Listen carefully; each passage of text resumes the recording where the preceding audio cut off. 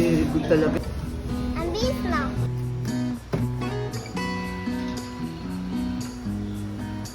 A day in my life bilang isang nanay, eto nga yung araw na nag-grocery kami. Pagkatapos namin makapag-grocery, mga mare, dumiretso naman kami sa Jollibee. Ilang araw na kasi na eto yung kinikrave ni Habila, kaya pinagbigyan namin, lalo na't wala ngang pasok ang papa. Hinahayaan nga namin siyang pumili ng mga pagkain na gusto niyang kainin. Craving satisfied nga tong si Habila at busog na busog. Pag uwi nga sa bahay, hindi pa kami inaanto, kaya sabi ko magbubukas muna ako ng isang parcel. Sakto nga't nandito na si papa, kaya inaya ko na tinutulungan na nga ako ni Habi lang mag-unbox dyan. Bali, eto nga pala yung over the sink na dish rack organizer. Ang tagal ko na nga itong nakikita mga mare, pero finally meron na rin ako. Available nga pala to sa 2 color, pero etong pinili ko is color white. Made with stainless steel na nga pala to mga mare at durable. Tuwan-tuwa nga ako dahil secured na secured yung package pagdating. At dahil meron na ngang manual, napaka-easy lang din itong i-assemble mga mare, kaya eto natapos din agad kami. Nakikita ko nga lang to noon, pero tignan nyo naman, meron na tayo ngayon. Ganito nga pala yung itsura pagkatapos namin i-assemble, kaya nagpatulong na ako kay Papa para dalhin dito sa kusina. Saktong-sakto nga to dahil pagkatapos ko maghugas ng mga pinggan, diretso na dito sa sink yung water. Mas gumanda nga itong kusina mga mare at hindi ko akalain na may igaganda pa pala. Gustong-gusto ko rin yung kulay niyang puti dahil ang linis-linis tignan. Perfect nga to kung maliit din yung kitchen nyo mga mare dahil space saver na rin siya at mas magiging organized yung mga gamit. Pagkatapos namin makapag-unbox, umakyat na kami. 12 AM na nga ng mga oras na yan, pero eto naglalaro pa rin yung mag-ama. Kinabukasan naman, maaga akong gumising para maayos na nga itong mga pinamili.